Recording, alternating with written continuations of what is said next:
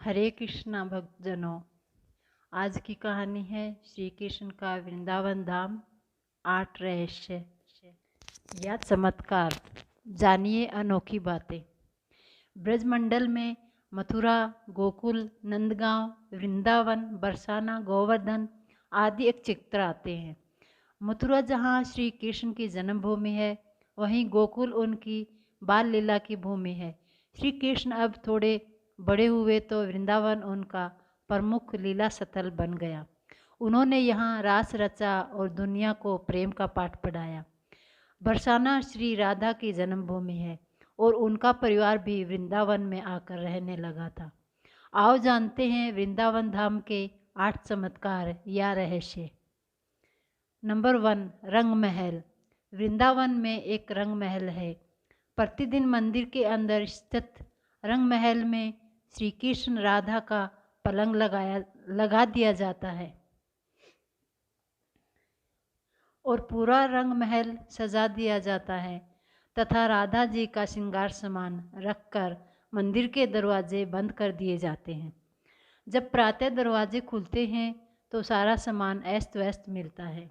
मान्यता है कि रात्रि में राधा कृष्ण आकर इस सामान का उपयोग करते हैं। हालांकि शाम के बाद यह मंदिर बंद हो जाता है और यह भी कहा जाता है कि अगर यहाँ कोई छुपकर रासलीला देखता है तो वह अगले दिन पागल हो जाता है।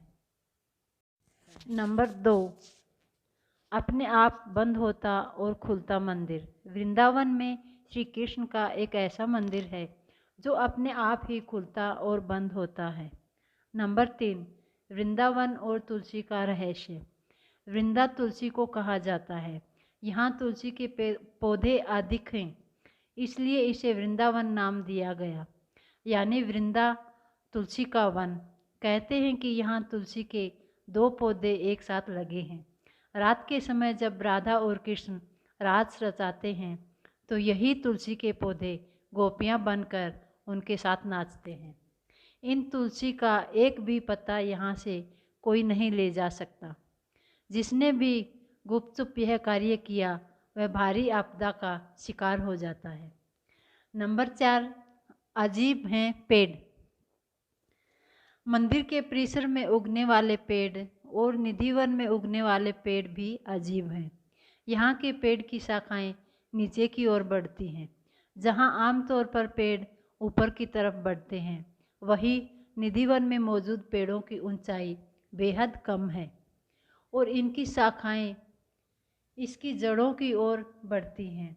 यहाँ पेड़ भी आपस में गुथे हुए हैं, जो इस जगह को देखने में भी रहस्यमयी बनाते हैं। नंबर 5, मंदिर में करते हैं शयन। मंदिर में भगवान श्री कृष्ण रोज रात को खुद शयन करने आते हैं। उनके सोने के लिए मंदिर के पुजारी रोज पलंग लगाते हैं और जिस पर साफ सुथरी गद्दी एवं बिस्तर के ऊपर चादर बिछाते हैं।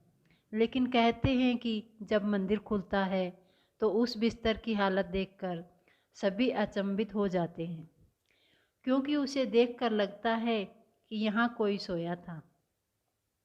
सबसे आश्चर्य की बात यह भी है कि यहाँ प्रतिदिन मक्खन मिश्री का प्रसाद चढ़ाया जाता है और जो बच जाता है उसे मंदिर में ही रख दिया जाता है, लेकिन सुबह तक वह प्रसाद भी समाप्त हो जाता है। आखिर कौन खाता होगा वह प्रसाद?